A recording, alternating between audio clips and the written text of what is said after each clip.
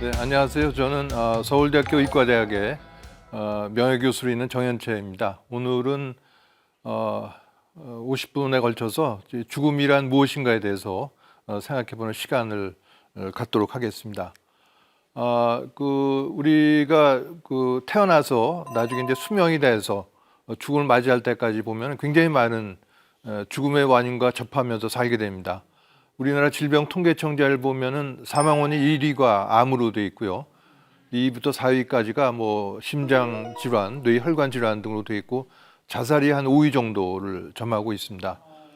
또 기타 뭐 여러 가지 뭐 테러 뭐 등등 굉장히 많이 있죠. 이게 작년에 일어났던 사건을 기억을 하실 텐데요. 작년 7월 1일에 서울시청 앞에서 차량이 인도로 돌진하는 바람에 9명이 갑자기 사망했다는 기사를 아마 기억을 하실 겁니다. 그 사망한 분들 4명을 봤더니 동료 승진 축하 모임에 와서 같이 회식을 하고 집으로 귀가하던 중이었다는 거죠. 이걸 보면은 사실은 아침에 출근하러 나올 때도 가족들에게 정중하게 인사를 해야 됩니다. 오늘 저녁 내가 정말 들어올지 무사히 귀가할지 아무도 알 수 없는 일이거든요. 무슨 일이 일어날지. 그러니까 뭐 고를 내고 찡그리고 나온다든가 하면 절대 안 되겠고 정성을 다해서 가족들한테 정중하게 인사를 해야 되는 거는 어떻게 될지 모르기 때문에 그런 것이죠. 또 작년 12월 말에 다 기억하신 것처럼 공항 참사로 180명 가까운 분들이 사망을 했는데 이분들도 5분 전에 자신들이 죽게 되리라고는 아무도 생각을 못했을 겁니다. 자, 그래서 어느 인도의 불교학자는 이런 말 하기도 했습니다. 그대는 죽음의 갖가지 원인들 속에서 살고 있나니 마치 바람 앞에 등불과 같도다. 우리의 삶 자체가 풍전등화 같다는 것이죠. 이건 뭐 생각해보면 정말 맞는 말인데, 그래서 이런 걸 볼 때마다 이제 자연스럽게 죽음에 대한 공포를 이제 떠올리게 되는데, 그래서 오늘 강의의 목적은 이제 죽음에 대한 공포를 극복할 수 있는 길은 없겠는지 이걸 같이 한번 생각해보는 시간 이렇게 정리하면서 들어주셔도 되겠습니다. 자, 이걸 위해서는 이제 죽음의 실체를 알아보는 게 제일 중요하게 됐고, 이걸 위해서 이런 질문을 던질 수가 있겠습니다. 죽음이란 무엇인가라는 질문이 뭐 필수적인데 이 질문은 또 이렇게 바꿔서 생각을 해도 되겠습니다. 소멸인지 옹교감인지. 소멸이라고 하는 거는 이 아래 그림에 있는 것처럼 벽으로 머리에 떠올리게 좋게 생각할 수가 있겠는데, 벽이라고 하는 거는 더 이상 갈 데가 없는 거니까 소멸이 되고, 문이라고 하는 건 앞에 가서 그냥 열고 넘어가 버리면 되니까 옹교감의 의미가 되겠습니다. 2500년 전에 우리가 잘 아는 어떤 성현의 제자가 스승에게 질문을 하죠. 죽음이란 무엇입니까? 물어봤더니 스승이 자세히 얘기해 주기는 야단을 칩니다. 삶도 모르면서 무슨 죽음을 알려고 하느냐, 몹시 야단을 치는데, 그래서 2500년이 지난 지금도 누가 이제 죽음에 대한 궁금증, 특히 어린이나 이제 젊은 사람들이 죽음에 대해서 궁금해하고 물어보려면 입을 틀어막는데 아직도 많이 사용이 됩니다. 삶도 모르면서 뭘 죽음을 알려고 하느냐. 근데 저는 생각이 전혀 다릅니다.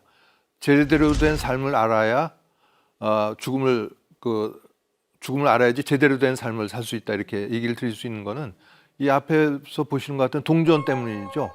우리가 동전 하나를 잘 파악할래도 앞에 뭐가 새겨져 있는지, 또 뒷면에는 뭐가 그림이 그려져 있는지, 또 옆면도 둘러보고 두루두루 다 살펴봐야지 동전 하나를 우리가 잘 파악할 수 있는 것과 마찬가지죠. 삶과 죽음은 동전의 앞뒷면 같은 거기 때문에 죽음이란 무엇인가라는 질문은 삶이란 무엇인가, 또 어떻게 죽을 것인가는 어떻게 살 것인가라는 질문과 거의 같다고 봐도 큰 무리가 없겠습니다.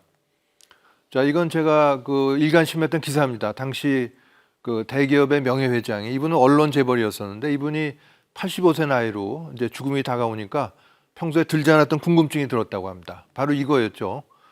이게 너무나 궁금해서 이제 비서들, 또 가족들, 그리고 병문안 사람이 있으면 붙들고 이걸 물어봤다고 하는데, 이분이 만족할 만한 대답을 얻고 세상을 떠나는지에 대해서는 후속 기사가 없어서 알 수가 없지만, 제가 보기에는 아마 충분한 대답은 얻지 못했으리라고 생각을 합니다. 그래서 아마 제가 추측해 보기에는 이분이 이런 후회를 하지 않았을까. 평소 재산만 관리할 게 아니라 죽음 관련 책도 좀 읽어보고, 또 모임도 좀 가보고, 오늘 같은 이런 강의도 좀 들어보고 하면서 미리미리 좀 관심 가졌었다면 얼마나 좋았을까 하고 후회하지 않았을까 제 나름대로 추측을 해본 바가 있습니다. 로마의 철학자 키케로는 이렇게 얘기했습니다. 지혜로운 사람에겐 삶 전체가 죽음에 대한 준비이다. 이런 말을 남기기도 했습니다. 자, 많은 분들이 신앙 가지면 더 되는 거 아니야 이렇게 얘기하신 분들도 있는데 이 실제 사례를 보면 꼭 그렇지 않을 수도 있겠다 이런 걸 얘기를 해주고 있습니다. 영국의 유명한 장의사인 엘빈 다이어가 쓴 책에 소개된 사람입니다. 이분은 아버지도 장의사고 또 아들들도 장의사인 아주 장의사 집안인데 목회 활동을 한 신부님이 간암으로 입원을 하게 됩니다.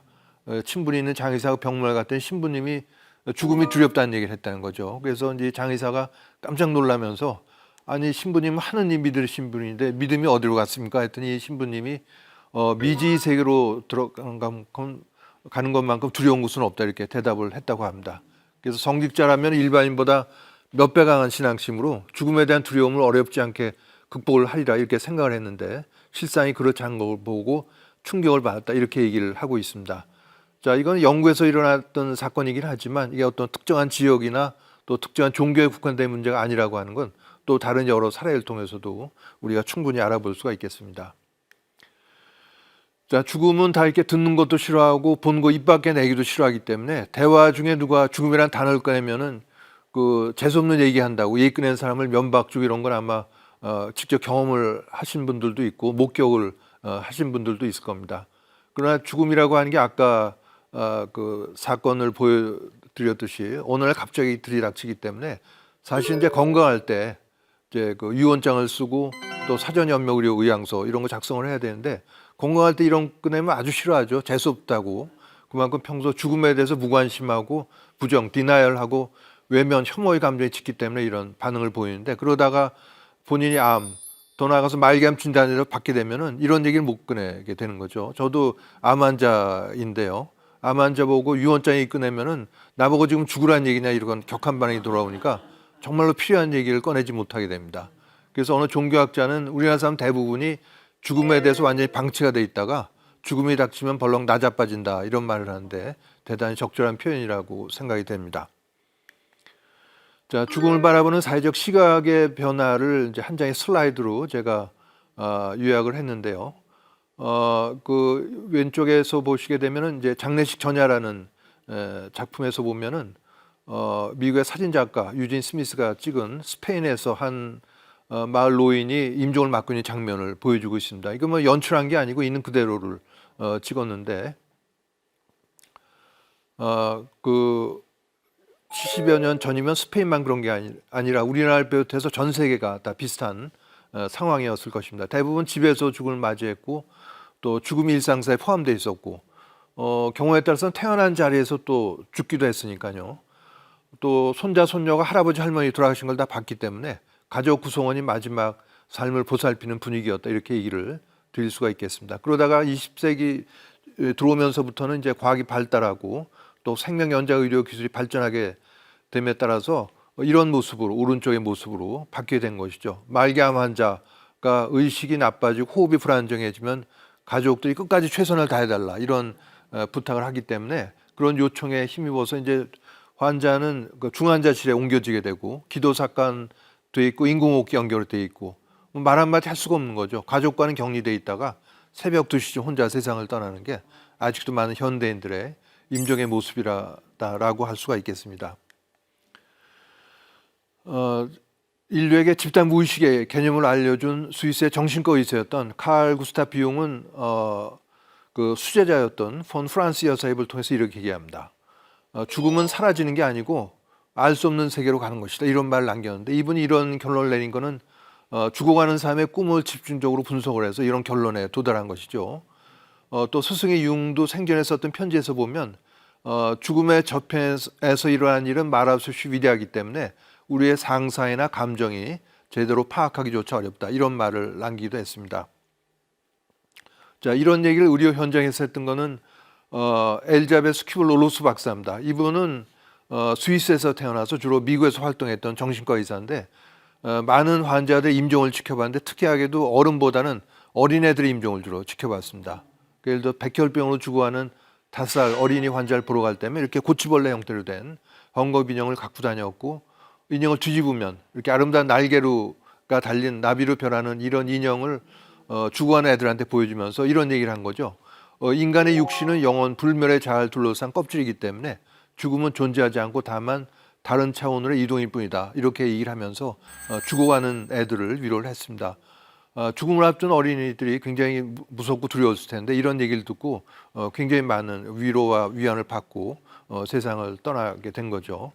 자, 이 고치벌레로 표현된 게 바로 인간의 병들고 낡은 육신이 됐고 거기서부터 나오는 이 아름다운 날개 달 나비는 뭐 우리가 여러 가지로 부를 수가 있겠습니다. 의식체, 영어로는 스피릿, 소울 등등 부를 수가 있겠는데 이렇게 완전히 분리돼서 홀월 날아가 버리는 게 우리가 얘기하는 죽음이 되겠고 불완전하게 분리됐다가 육신으로 다시 돌아오는 게 이제 소개해드릴 근사체험 이렇게 얘기를 드릴 수가 있겠습니다.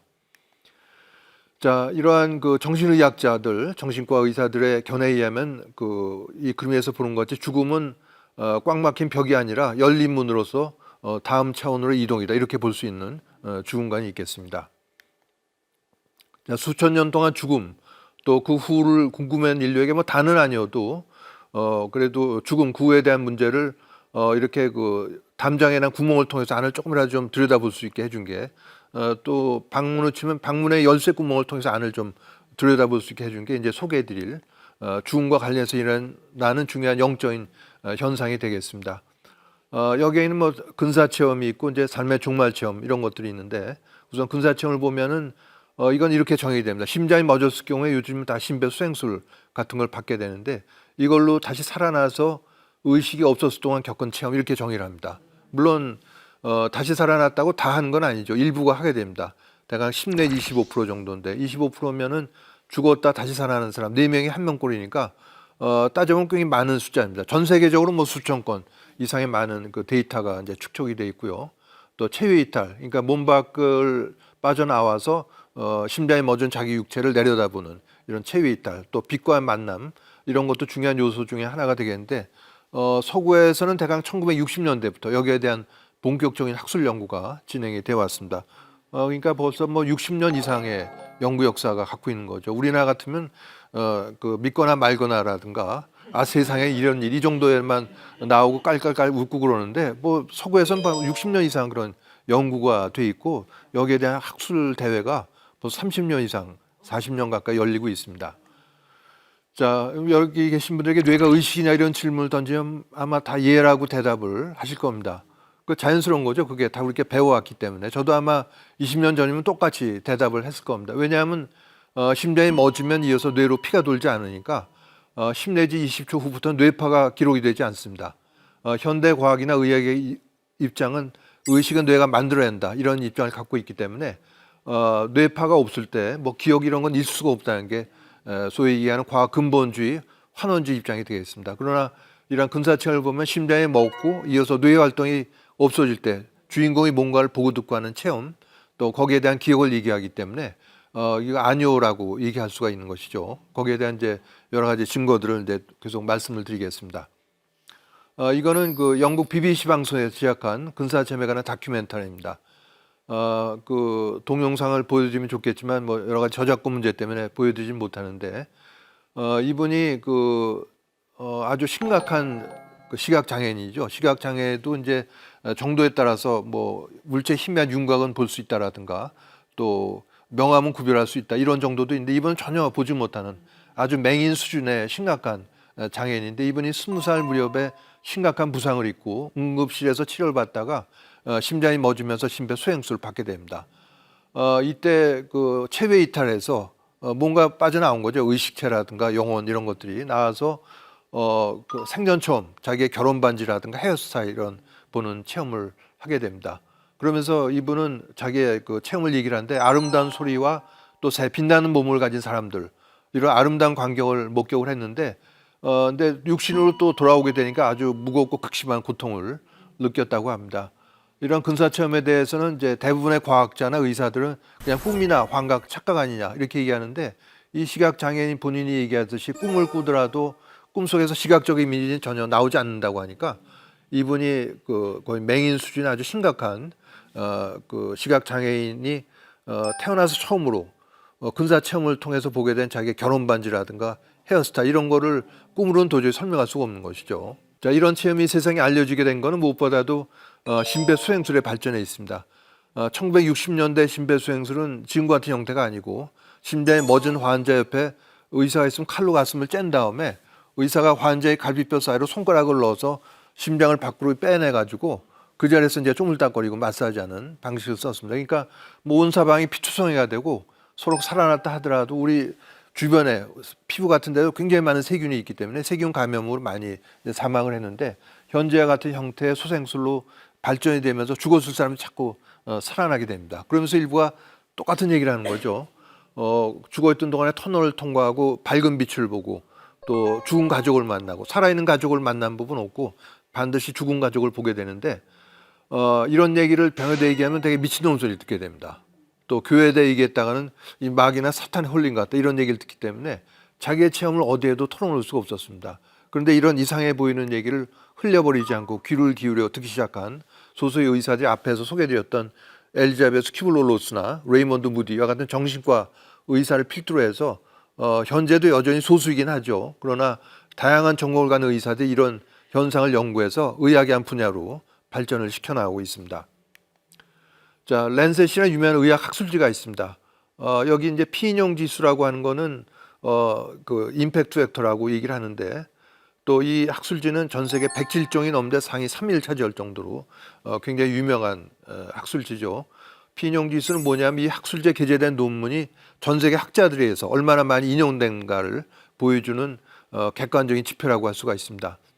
숫자가 많을수록 좋죠. 예, 근데 이제 그 국제 학술지 중에는 1도 안 되는 0. 몇 밖에 안 되는 국제 학술지도 수두룩한데 이 학술지는 최근에 있었던 코로나 팬데믹 기간 중에 200이 넘었습니다. 그리고 이제 2년 전에 발간 역사가 200년이 넘었으니까 이런데 논문을 다 내려고 하죠. 과학자들은. 그러니까 경쟁이 아주 치열하고 아마 논문 20편 들어오면 한 편 정도 채택이 될 정도로 까다로운 심사와 어려운 질문 또 증거 제시를 제대로 해야 이런데 그 심사를 통과해서 게재가 될 수 있는 그런 학술지라고 할 수가 있습니다. 과학 분야에 아마 네이처, 사이언스 이런 학술지에 해당되는 그런 그 학술지라고도 할 수가 있겠습니다. 여기 2001년도에 이런 그 논문이 실리가 됩니다. 심장이 멎었다가 다시 살아나는 사람에서 근사 체험인데 네덜란드 10개의 병원이 공동 연구해서 조사를 합니다. 그랬더니 344명의 심장이 멎었다가 다시 살아나는 사람을 찾을 수가 있었는데 그중에 62명, 즉 18%가 이런 체험을 했다고 보고를 하고 있습니다. 뭐 10가지로 보시는 것처럼 다 나눴습니다. 몇 가지만 보면 터널을 통과하고 밝은 빛과 교신을 하고 또 이미 세상을 떠난 가족을 만나고 자신의 생을 회고하고 이런 체험들이 다양한 퍼센티지로 소개가 되고 있습니다. 밝은 빛을 보는 건 물론이고 교신은 서로 커뮤니케이션도 한다는 거죠. 체험자들에 보면은 밝은 빛이 물어보는 내용이 있다고 합니다. 그 내용이 살아있을 때 얼마나 돈을 많이 벌고 재물을 쌓았는가 이런 걸 물어보는 법은 없다고 그러고 수십 년간의 삶을 살면서 얼마나 남을 배려하고 또 사랑을 하고 지혜를 쌓아왔는가 이런 걸 물어본다고 이 체험자들은 이구동성으로 얘기를 합니다. 또 자신의 삶을 되돌아보게 되는데 수십 년간의 자신의 삶이 파노라마처럼 펼쳐지면서 전부 되돌아보게 된다는 거죠. 이때 특이한 건 자기가 살아오면서 가해자로 남을 피해를 줬을 경우에는 피해자 입장이 다 되본다는 겁니다. 그러니까 평소에 가시돋치는 말 많이 하고 놀부이신부로 살면서 소위 말하는 갑질을 많이 했던 사람일수록 이런 순간이 괴로운 순간이 될 수가 있겠습니다. 왜냐하면 자기가 피해를 줬을 사람들이 겪었을 그런 참담한 심정을 이제는 가해자가 아닌 피해자 입장이 다 돼보기 때문에 그런 것이죠. 어느 그 중년 남성은 우발적 사고를 당하면서 이런 근사 체험을 하게 됩니다. 근데 어떤 장면이 떠올랐냐면 아주 어렸을 적에 아버지 지갑에서 몰래 돈을 훔친 적이 있는데 그 장면이 떠오르면서 그때 그 사실을 알게 된 아버지가 얼마나 참담한 심정을 느꼈는지를 아들이 아닌 아버지 입장이 돼서 그대로 경험을 해볼 수 있었다 얘기를 하고 있습니다. 자, 이거는 한편 이런 체험을 가장 싫어하는 대표적인 직장이 의사들이죠. 대학 때부터 유물론 또 실증주의에 가까운 과학 교육을 받기 때문에 눈에 보이지 않는 이런 걸 절대로 믿지 않는데 의사 본인이 이런 체험을 하게 됩니다. 한편 서울 시내에도 보면 공중전화 박스가 거의 다 사라졌죠. 과거 천둥번개 친화해서 전화 받고 있다가 벼락 맞아서 감전사에서 죽기도 하고 일부는 다시 살아나면서 이런 군사 체험을 하기도 합니다.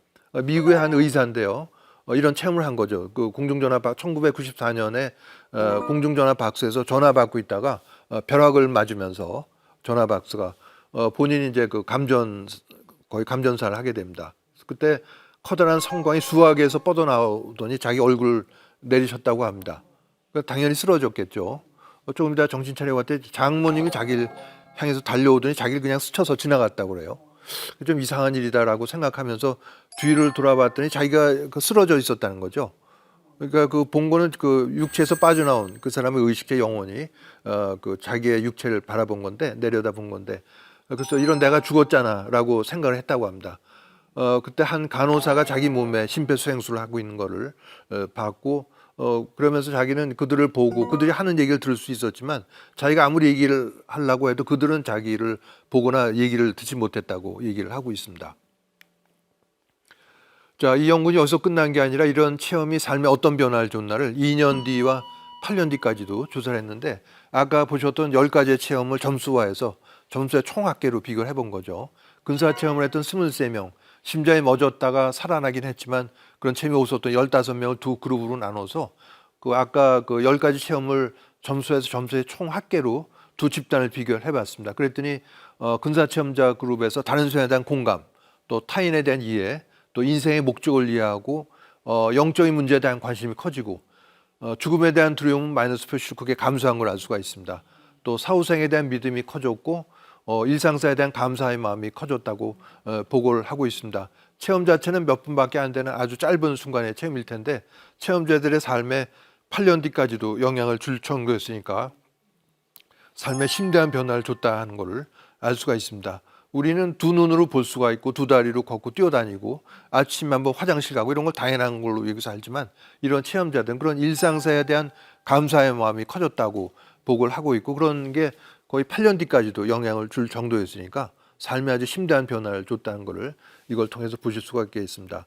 Near Death Experience에 대한 번역은 임사체험이라는 용어도 많이 쓰이는데 어떤 경제학자 한 분은 체험의 내용이 아주 근사하니까 자기는 근사체험이라는 번역이 더 마음에 든다. 이런 견해를 보여두기도 했습니다. 물론 근사란 한자가 다르긴 하겠습니다만 Near Death Experience를 Nice Death Experience다 이렇게 본 거죠. 자, 이거는 제가 2012년도에 한국 여의사회에서 이런 죽음학 강의를 할 때 청중 한 분이 제보해 준 내용입니다. 주인공 우리나라에서 의과대학을 졸업하고 이게 미국에 건너가서 마취과 의사로 활동하던 분인데 미국에는 이제 특히 유대인들이 생각한 큰 병원이 많습니다. 거기서 주로 심장 수술과 같은 큰 수술의 마취를 전공을 했다고 하는데 이제 수술은 이제 외과 의사가 할 텐데 이 외과 의사가 평소에 동양인을 좀 비하하는 성숙하지 못한 버릇을 갖고 있어서 이 한국인 마취과 의사를 늘 무시했다고 합니다. 그러다 어느 날 이 외과 의사의 심장이 멎는 응급 사태가 발생을 한 거죠. 미국인 의료진, 친구들이죠. 달려들어서 한 30분 정도 심폐소생술을 했는데 돌아올 기미가 없으니까 이제 글렀다. 이제 그만 끝내자. 이게 포기하려고 했는데 한국인 마취과 의사가 봤더니 자기 늘 무시하던 사람이긴 했지만 수술 하나는 잘하는 외과 의사라서 아깝다는 생각이 들어서 자기가 좀 더 해보겠다 하면서 혼자서 심장 마사지를 자청을 하고 나섭니다. 이거 2, 3분만 해도 땀이 비오도 쏟아지는데 혼자서 심장 마사지를 20분에 30분 했을 때 그러니까 전체 심폐소생술 시간이 50분이 넘었을 때 극적으로 외과 의사의 심장이 뛰기 시작하면서 살아나게 됩니다. 자, 그때 어떤 일이 있었냐면 이 외과 의사가 체외 이탈해서 공중에 붕 떠서 본 거죠. 그거 봤더니 심장이 멎은 자기 육체에 심폐소생술을 하고 있는 미국인 의료진, 자기 친구들은 별로 성의 없이 흉내만 내고 있는 것처럼 보였다고 합니다.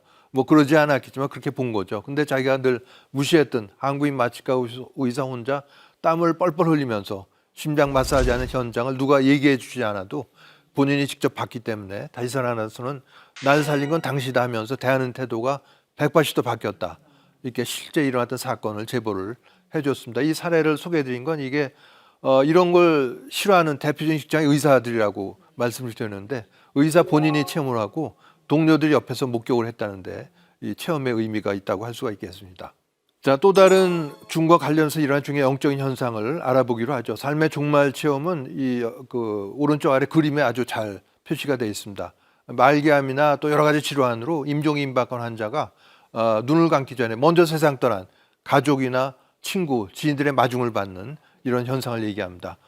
이걸 연구한 분은 영국의 정신과 의사였던 피터 페닉 박사인데요. 이분은 우리가 이제 뇌전증이라고 요즘 부릅니다만 간질 이런 쪽 연구도 굉장히 많은데 이분이 영국과 스코틀랜드에서 이런 체험을 광범위하게 수집해서 우리에서 10여 년 전에 죽음의 기술이라는 제목으로 책이 번역돼서 나온 바가 있습니다. 그런데 이제 죽음이라고 한 게 동양서양 다 공통적인 현상이기 때문에 우리나라에서도 하스피스에서 많은 환자들의 임종을 지켜보는 실무자들은 아주 잘 알고 있는 내용입니다. 이게 임종하는 사람 본인이나 가족들한테 아주 편안한 느낌을 주기 때문에 이걸 마지막 선물 이렇게 부르기도 합니다. 대단히 중요한 현상이죠. 우리가 다 앞으로 경험하게 될 일이기 때문에 잘 알아두실 필요가 있습니다. 많은 환자들이 임종기 들어서면 즉 죽을 때가 되면 거의 대부분 이런 얘기를 한다는 거죠. 이미 돌아가신 동네 어른이 병실 문 앞에 와 있다. 오래전에 죽은 친지가 병실 의자에 앉아 있다. 이런 얘기를 하면서 죽음이 임박한 환자들은 현재 자신이 속한 세상, 이승이죠. 그리고 곧 가게 될 저 세상, 저승을 함께 볼 수 있는 것 같다. 이승 저승을 동시에 볼 수 있는 것 같다. 이런 얘기를 합니다. 그러면서 이 환자가 간호사랑 이야기를 하다 갑자기 아무도 없는 허공을 응시하면서 간호사 눈에는 아무도 안 보이는데 막 누구랑 막 얘기를 하다가 다시 이 세계로 돌아와 간호사랑 얘기를 계속할 때 보면 아까 방금 전 자기랑 얘기가 끊어진 부분부터 정확하게 다시 시작한다는 거죠. 그러니까 우리가 오해하고 있는 것처럼 약물의 영향으로 정신이 혼미하거나 헷갈린 상태에서 하게 되는 체험이 아니라 의식이 아주 명료한 상태에서 하게 되는 체험이다 하는 것을 이 사례를 통해서 알 수가 있겠습니다.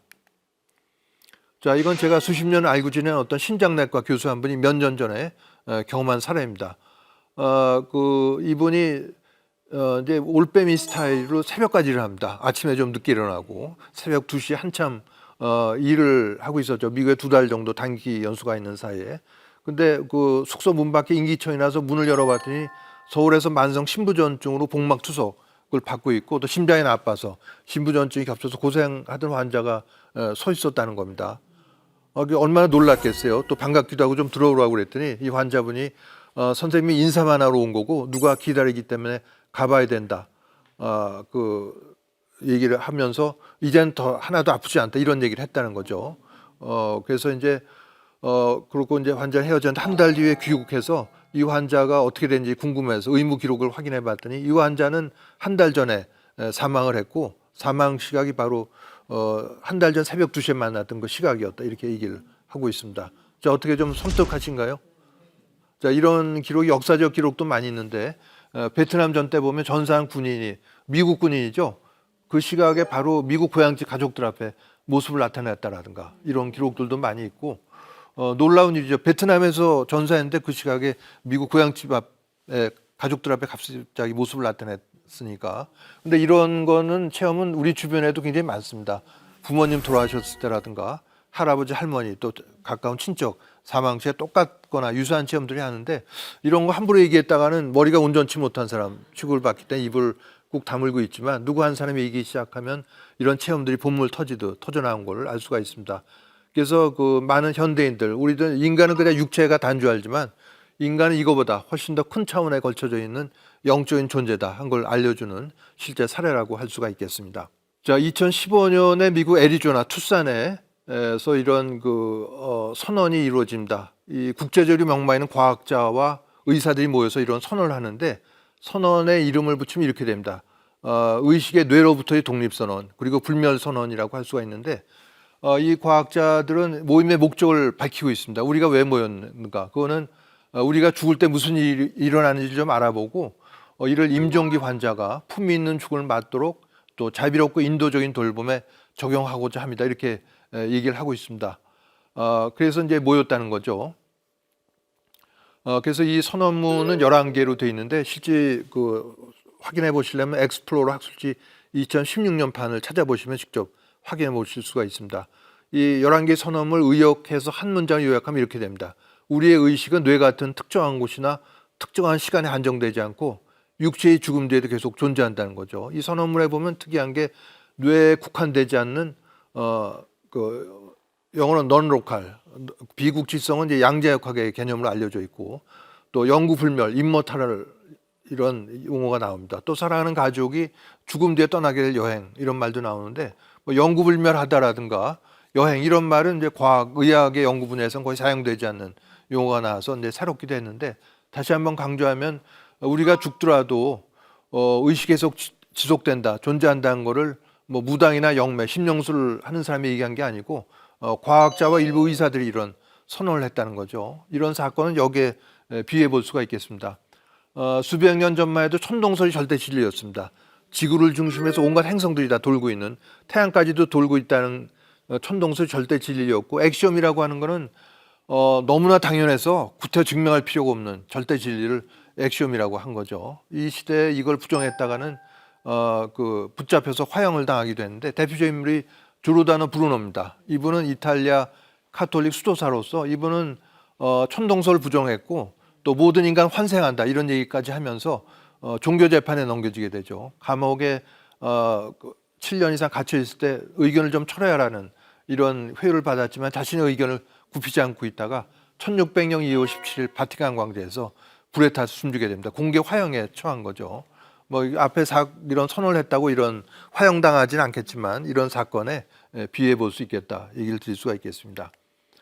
자, 여기에 참여한 과학자들 보면 이제 미국뿐만이 아니라 유럽 또 아시아로부터 온 생물학, 신경과학, 정신과학 또 환자의 임종에 경험이 많은 임상 의사들이 관여를 했는데 이분들은 5가지의 근거 중심의 학문 때문에 이런 선언을 하게 됐다고 밝히고 있습니다. 그게 밑바탕이 된 거죠. 그러니까 첫 번째가 아까 소개된 근사체험, 두 번째가 지금 말씀드리고 있는 삶의 종말체험, 데스베 비전이라고 하는데, 세 번째는 사후통신, 여기 ADC라고 하는 거는 After Death Communication의 약자입니다. 이건 뭐냐면 가족 중에 누가 죽고 나서 뭔가 메시지를 계속 보내는 걸 얘기를 합니다. 동양서양 공통적으로 나비와 무지개가 등장하는데 한겨울에 나비는 없잖아요. 근데 한겨울 제사상에 갑자기 나비가 날아든다든가 또 바다 한가운데 떠 있는 배에 갑자기 나비가 출현한다든가, 고인이 나비로 변했다는 게 아니고 나비를 통해서 내가 잘 있다는 메시지를 보내주는 겁니다. 또 무지개가 떠오를 상황인데 무지개가 피어오른다든가, 또 우리나라 요즘 사례를 보면은 현관 센서 등의 오작동도 많이 일어납니다. 그러니까 현관 센서 등은 잘 아시는 것처럼 문이 열려야지 이제 등이 켜져 있게 마련인데, 가족 중에 누가 죽고 나서 문이 안 열리는데도 센서 등이 계속 켜졌다 꺼졌다 반복을 합니다. 이게 계속되는 건 아니고 어느 시점부터 이제 없어지게 되죠. 그래서 이 이유는 죽은 가족이 내가 잘 있다는 것을 가족들에게 알리기 위한 그런 목적이라고 할 수가 있습니다. 이것도 연구가 굉장히 많죠. 미국의 구겐하임이라는 분이 실제로 발로 뛰어다니면서 해서 12가지의 타입이 있다고 밝히기도 했습니다. 그 중에 하나는 이제 후각적 사후통신도 있습니다. 고인이 좋아하던 어떤 향수라든가 원두 커피 향 그런 게 갑자기 나는 거죠. 그러다 또 없어지는데, 이런 게 그런 사후통신의 이라고 할 수가 있고, 네 번째 영매에 대한 미디움이라고 하는데, 이거는 어떤 죽은 고인의 영혼과 소통할 수 있다고 알려진 그런 인물들이 망자와 이제 가족들 연결을 시켜주는 거죠. 서양에서의 영매 연구가 100년이 넘었습니다. 1900년대 초부터 굉장히 많은 연구가 있고, 5번째가 어린이들의 기억을 통한 전생 연구인데, 이거는 이제 일부 어린이들이 2살 무렵부터 자기의 전생 패스트 라이프를 기억을 해내기 시작을 합니다. 그러다가 이제 7, 8살 무렵에 정점을 찍고 이제 잊어버리게 되는데, 여기에 대한 데이터를 가장 많이 갖고 있는 게 미국입니다. 미국 버지니아 의대 인지과학연구소에서는 실제 검증 찾아가서 이런 사건이 보고가 되면 진짜 거짓말 한 건 아닌지, 누가 내통해서 이런 사기치는 건 아닌지, 이런 걸 다 배제해서 2,500 내지 3,000건의 사례를 직접 갖고 있는 거죠. 그러니까 이 5가지가 각각이 다 수천 건 이상의 실제 데이터가 갖고 있는 그런 사례라고 할 수가 있습니다. 그래서 이 5가지의 근거 중심의 학문, 요즘 의학의 대세는 이런 근거 중심의 학문이라고 할 수가 있는데, 이런 근거 중심의 학문 때문에 인간의 육체가 죽음을 맞이해도 의식은 지속된다, 이런 선언을 하게 됐다고 과학자들은 밝히고 있는 것이죠. 자, 어느 대학 총장을 지닌 명예교수 한 분이 이렇게 얘기합니다. 우리나라 사람들 대화는 아주 평등하다 얘기하는데, 왜냐하면 만나면 하는 얘기가 아빠도 평수하고 자식이 공부 몇 등 하는지 2가지만 얘기하기 때문에 아주 평등한 대화를 한다고 하는데, 이게 좀 지상에 머물렀던 시선에서 좀 먼 곳에 별을 바라보는 쪽으로 돌리게 되는 계기가 바로 죽음을 직시함으로써 일어난다고 얘기를 합니다. 그러면서 좀 근원적인 궁금증이죠. 나는 누구이고 우리가 어디서 와서 어디로 가고 살아갈 이유가 뭔지, 또 어떻게 살아갈 것인지, 이런 근원적인 궁금증에 대한 질문을 하게 되는 계기가 바로 이 기폭제가 되는 거죠. 눈에 보이지 않는 세계가 있다는 걸 알게 됨으로써 일어난다, 이렇게 얘기를 하고 있습니다. 자, 그 돌아가신 법정 스님은 다 아시죠? 많은 수필 쓰셨는데 거기에 많이 인용됐던 게 월든입니다. 미국의 철학자 또 시인이라고 해서 헤니 데이비스 로우가 이 월든 호스코에 이런 통나무 집을 짓고 2년 반 살면서 쓴 책인데 거기 이런 문장이 나옵니다. 사람들 대부분은 조용한 절망 속에서 살아간다. 이런 얘기를 했는데 150년이 지난 현대인들도 모습도 크게 다르지 않습니다. 월요일 되면 출근하고 주말 되면 술 먹고 영화 보고 운동 경기 보고 그다음 월요일 날 또 출근하고 다람쥐 쳇바퀴 돌듯 그런 삶을 하는데 그러니까 왜 사는지 살아갈 이유와 목적이 뭔지 이런 걸 모르고 살아가기 때문에 조용한 절망 속에서 살아간다라고 얘기를 할 수가 있겠습니다. 그러면 벗어날 수 있는 방법은 없겠는가? 다시 태어나는 거죠. 다시 태어나는 게 그 방법이 될 수가 있겠습니다. 이 그 윌리엄 제임스는 이제 100년 전 인물입니다. 하버드 의대를 나온 의사였는데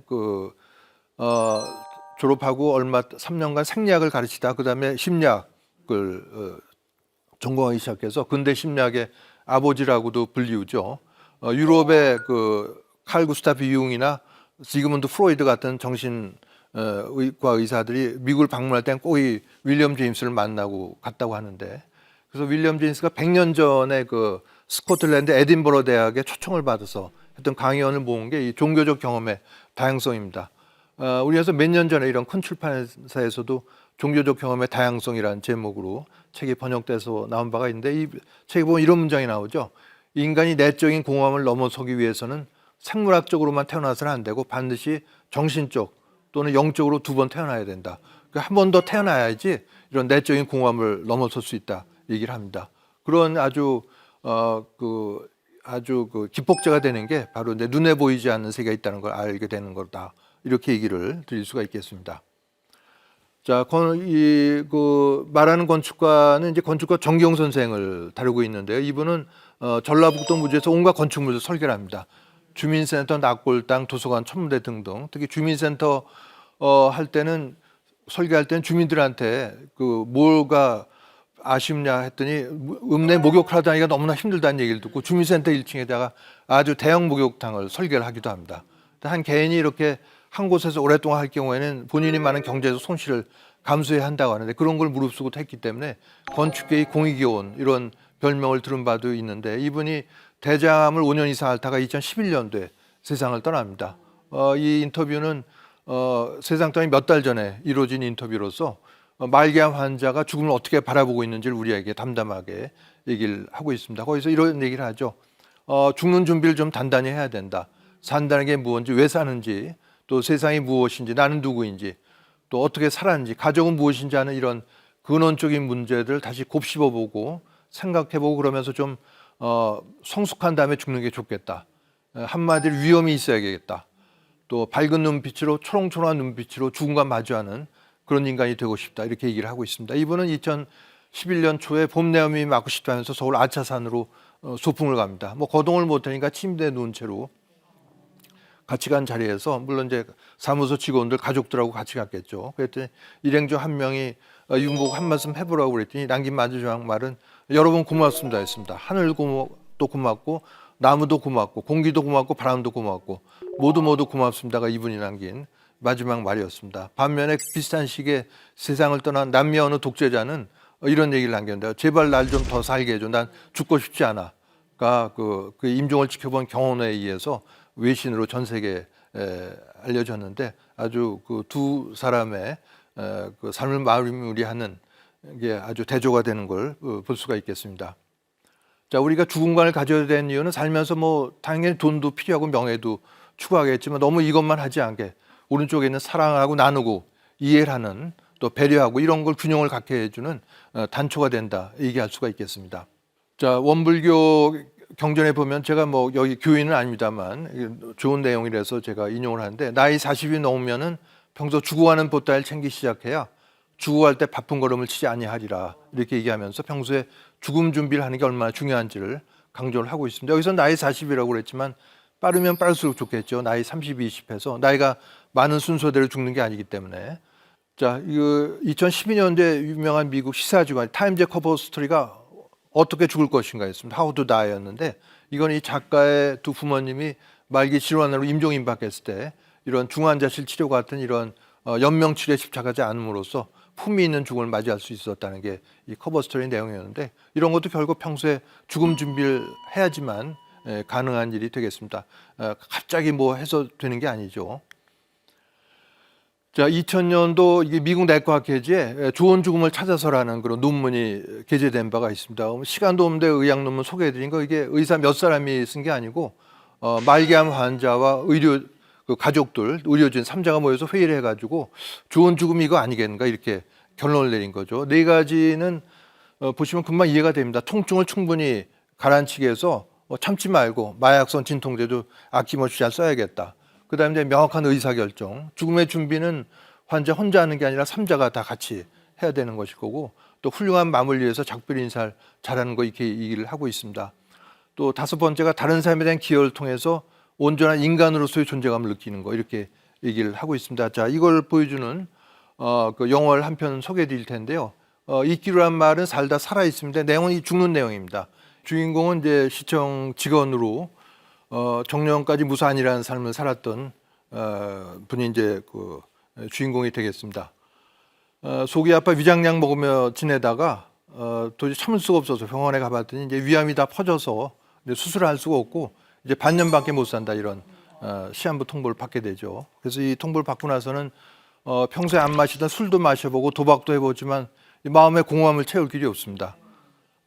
그 같은 과 젊은 직원한테 이렇게 털어놓습니다. 30년 동안 뭘 했는지 생각이 안 나고 그냥 매일 바빴다는 기억밖에 없다, 이렇게 털어놓습니다.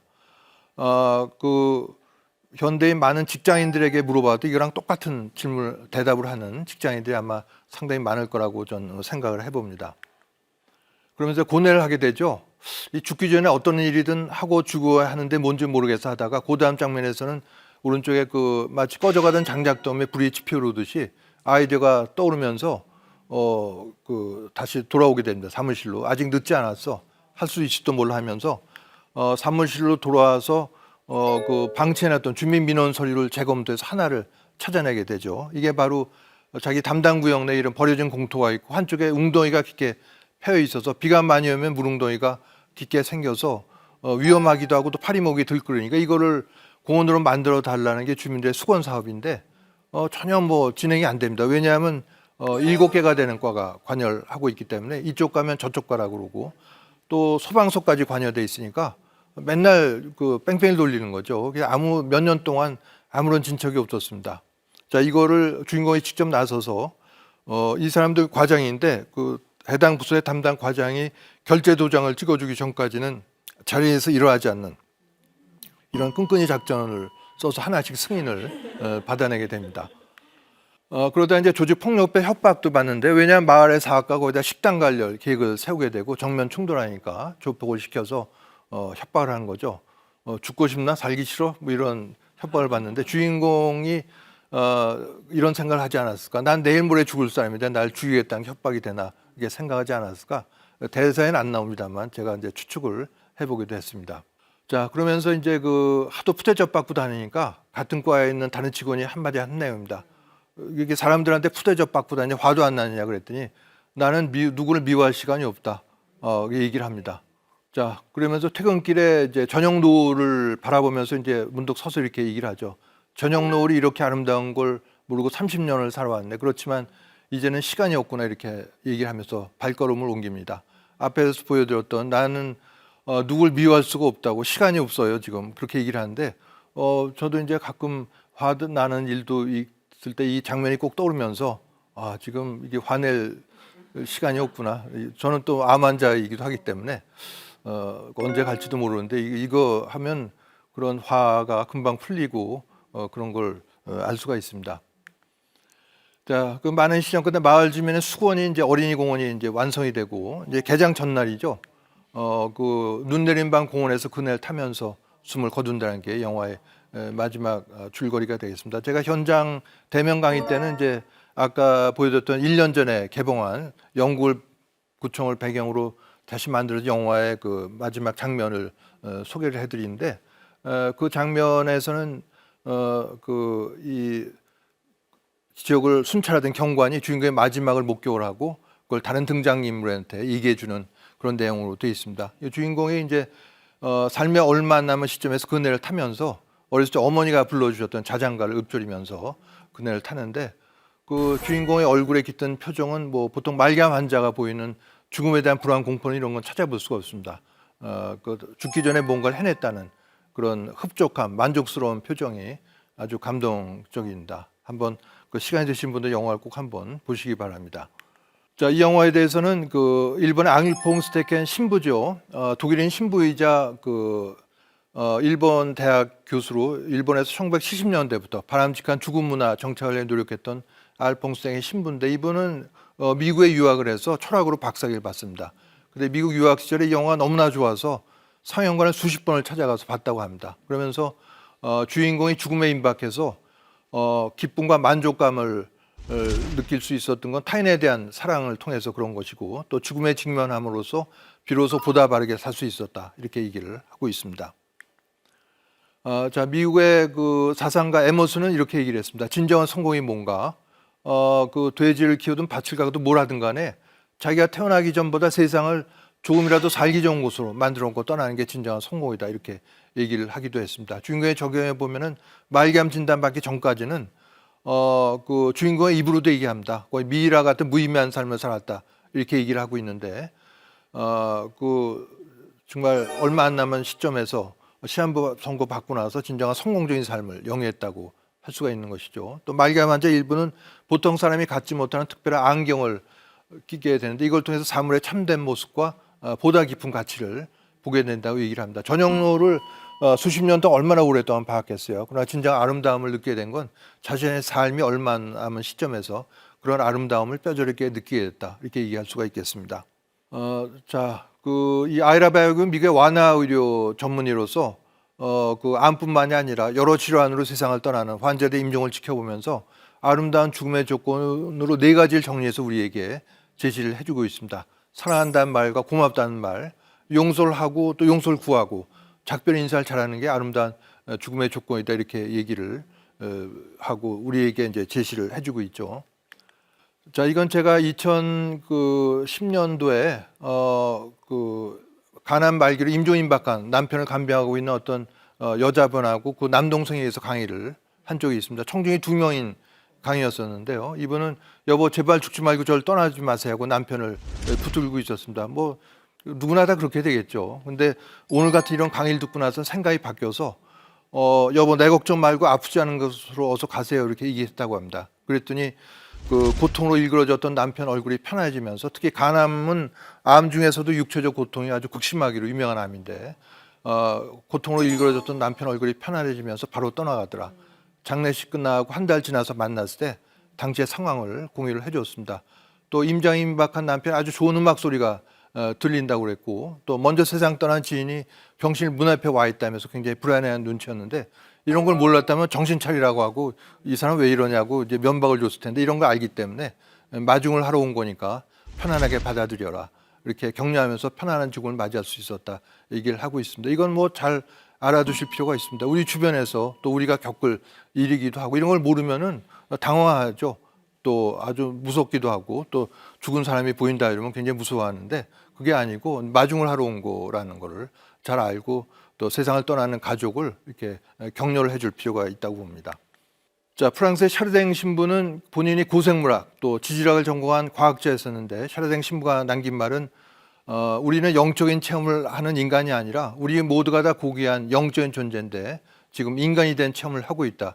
이렇게 얘기를 하고 있습니다. 내가 영적인 존재면 당연히 이웃집 사람도 고귀한 영적인 존재일 것이고 음식점의 종업원도 고귀한 영적인 존재인 것이죠. 이런 걸 안다면 소위 말하는 갑질 그런 걸 함부로 할 수는 없겠습니다.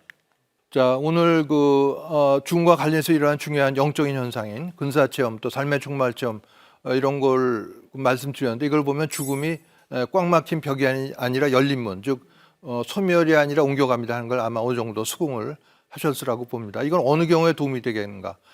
말기암 환자죠. 말기암 하니까 뭐 남의 일 갖고 강 건너 불구경하듯 생각되는데 그게 아니고 우리 모두의 일이기도 합니다. 왜냐하면 아까 말씀드렸던 우리나라 질병통계청 자료를 보면 사망원이 1위가 이제 암이기 때문에 이제는 누구나가 다 수명이 닿아서 이제 죽을 때 보면은 암으로 죽게 될 가능성이 확률적으로 제일 높은 것이죠. 누구나에게나 다 해당되는 그런 말이라고 할 수가 있습니다. 그래서 말기암 환자가 갖는 죽음에 대한 불안과 공포는 자기가 죽어서 모든 게 소멸한다는 데인데 그게 아니란 걸 알려주기 때문에 죽음에 대한 불안과 공포를 덜어줄 수 있는 중요한 알입니다. 얘기할 수가 있겠습니다. 두 번째는 이제 자살 예방이죠. 우리나라 질병통계청자를 보면은 10대와 20대, 30대 사망 원인 1위가 자살로 돼 있습니다. 40대, 50대가 되면 2위가 되는데 그 연령대는 이제 암이 1위로 올라가기 때문에 그렇게 되는 건데 결국 10대부터 50대까지 제일 젊고 사회적으로 왕성한 활동을 할 연령대의 사망 원인 1 내지 2위가 자살인데 중고등학교 졸업하고 대학 마칠 때가 아무도 얘기 안 해줍니다. 저도 들은 바가 없고 수업 시간에라도 얘기를 해줘야죠. 왜 하면 안 되는지를. 근데 자살을 시도하는 사람들의 공통적인 마음에는 뭐가 깔리냐면 죽으면 모든 게 끝이다. 의식이 중지될 거다. 이런 잘못된 생각을 갖고 자살을 시도하는데 그게 아닌 거죠. 아까 과학자들이 2015년에 모여서 선언을 했듯이 죽더라도 의식이 지속된다. 이런 선언을 했기 때문에 그 어려운 상황이 없어지는 게 아니고 그냥 그대로 끌고 가는 겁니다. 또 육체가 있어야 그 어려운 상황을 해결하기 위해서 당사자들과 뭐 대화를 하거나 필요하면 싸움도 해야 될 텐데 어려운 상황 그대로 끌고 가고 또 해결 도구는 없어져 버리는 난감한 상황에 빠진다 이런 걸 얘기를 해줘야만 효과적인 자살 예방이 이루어질 수가 있겠습니다. 세 번째는 사별 문제죠. 사별은 우리는 그 부모, 형제, 배우자, 자식하고 영원히 살 것처럼 살아가지만 사실은 어느 시점에 이르면 먼저 떠나가기도 하고 또 떠나 보내기도 하면서 사별을 경험하게 됩니다. 사랑하는 가족을 떠나 보내고 나서 슬픈 건 자연스러운 일이지만 몇 년이 지났는데도 아주 깊은 슬픔에 빠져서 식음을 전폐하고 지내고 이런 거는 안타까운 일이기도 하고 고인이 그런 걸 바라는 일도 아닐 겁니다. 이런 경우에 죽음의 실체를 알려줌으로써 그런 기쁨 슬픔에서 빠져나올 수 있는 알미 된다 이렇게 얘기를 드릴 수가 있겠습니다. 이게 1946년에 그 유진 스미스라는 사진 작가가 찍은 Walk into the Paradise Garden이라는 작품입니다. 이 사진 작품은 자신의 두 자녀가 걸어가는 뒷모습을 찍었는데 저는 이거를 죽음은 소멸이 아닌 옮겨갑니다를 강조할 때 이 작품을 즐겨서 인용을 하고 있습니다. 옮겨가기 전에 할 일이 마음이 원하는 걸 놓치지 않는 방법으로 살아가야 될 텐데 이런 방법을 권장을 하죠. 어깨에 가상의 새가 앉아있다고 가정하고 매일 아침 일어나면 새한테 물어보는 겁니다. 오늘이 내가 죽는 날이냐 새야 준비됐니? 또 바랐던 대로 인생을 살았니? 되고 싶던 사람이 됐니? 하면서 매일매일 아침마다 새한테 물어봄으로써 충만한 삶을 살아갈 수 있다고 얘기를 하고 있습니다. 장시간 강의를 들어주시느라고 대단히 수고 많으셨습니다. 감사합니다.